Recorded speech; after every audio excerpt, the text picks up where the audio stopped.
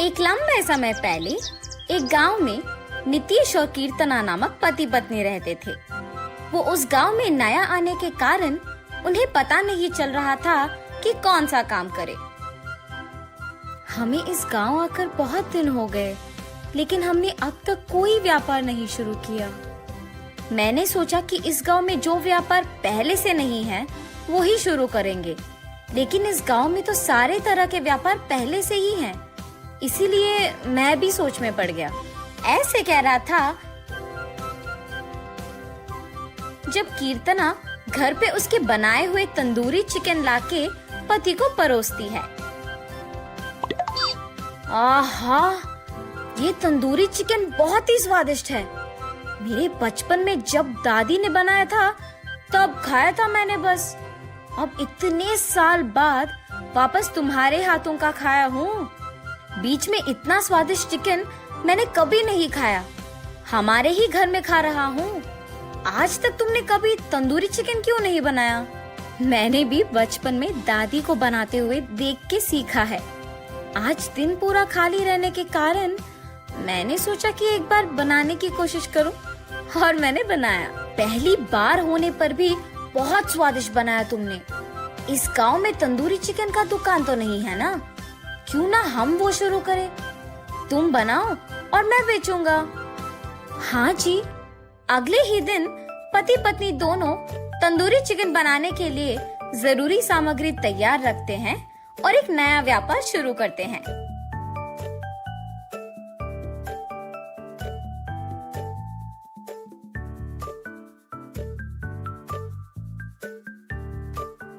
और फिर उसे जला के तंदूरी चिकन बनाती है।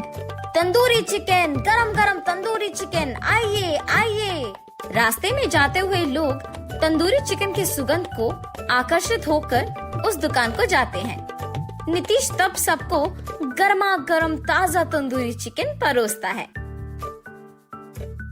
आहा, कितना स्वादिष्ट है। बहुत अच्छा तैयार किया है। हाँ हाँ, बहुत स्वादिष्ट है। इस समय में भी इतना स्वादिष्ट खाना कौन बना रहा है आजकल? ये सब पड़ोसी दुकानदार राघव सुनता है। इनको देख के तो लग रहा है कि गांव को नए आके तंदूरी चिकन बेच रहे हैं।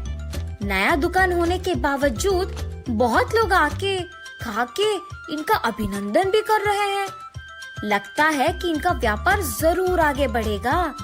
घर पे मेरा भाई वैसे भी खाली पड़ा है। उससे ये बात बोल के मेरी बुद्धि का उपयोग करके मेरे भाई को भी इनके साथ व्यापार में साथी बनवाऊंगा, तब वो भी खुश रहेगा। ऐसे सोचकर तुरंत घर जाता है।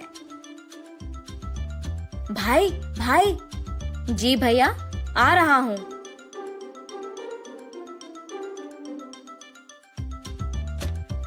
रघु, मेरा बात सुनोगे? हाँ भैया, हमारे बगल में ही एक नया तंदूरी का व्यापार शुरू किया है किसी ने।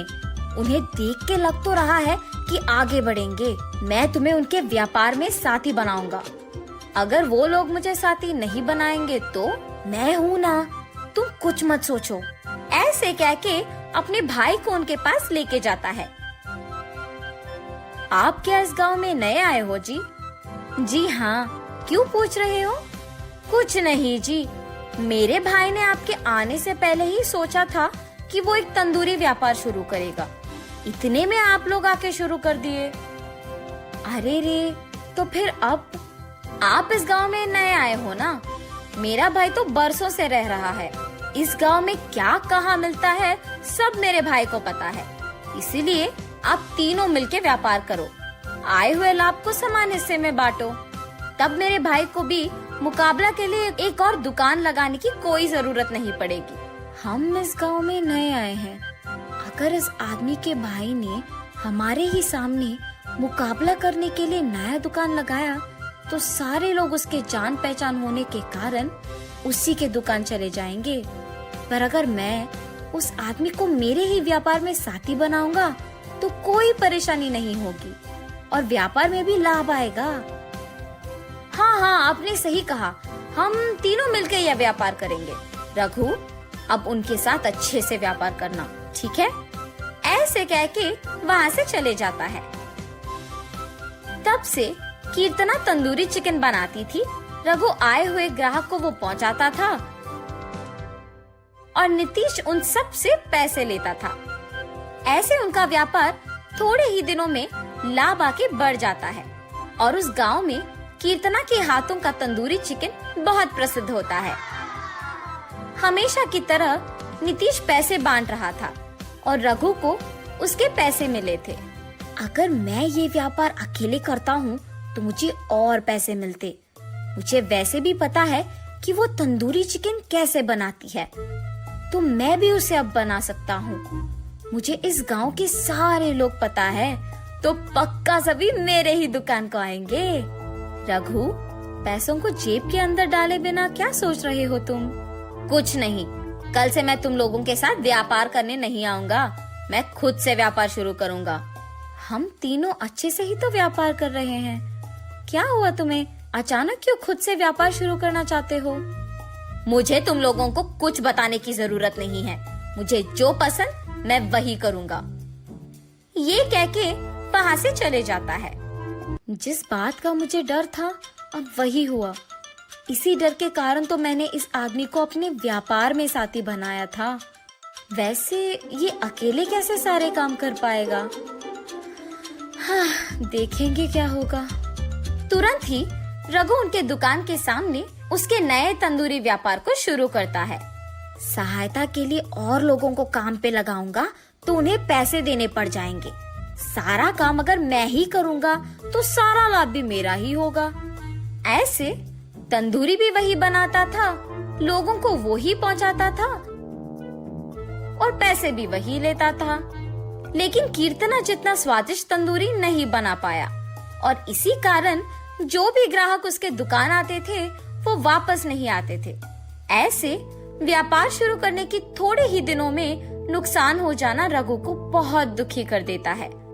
रघु, ऐसे ना हो इसीलिए तो मैंने तुम्हें उनके व्यापार में साथी बनवाया। तुमने ऐसे क्यों किया?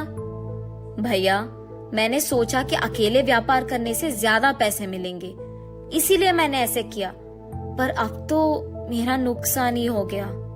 कम से कम अब तुम्हें अपनी गलती का एहसास हुआ है ना, तो वो अच्छा है। जाओ, जाके उनसे माफी मांगो और हमेशा की तरह उनके साथ ध्यान से काम करना शुरू करो। जी भैया। ये फैसला करके रघु और राघव दोनों मिलके नीतीश के पास जाते हैं। मैंने पैसों की लालच में ये भूलकर खुद का दुकान शुरू करने चला गया कि आपने मुझे आपके व्यापार में समान हिस्सा दिया। मुझे माफ कीजिए। ठीक है, तुमने अपनी गलती मान लिया है ना, मैं तुम्हें हमारे व्यापार में वापस ले लूंगा।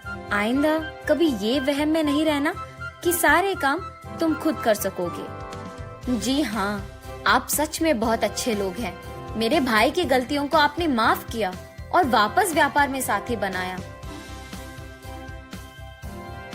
तब से कीर्तना तंदूरी चिकन बनाती थी, रघु और नीतीश बाकी के सारे काम करते थे। चिकन के व्यंजन में अलग प्रकार बना के बेचने पर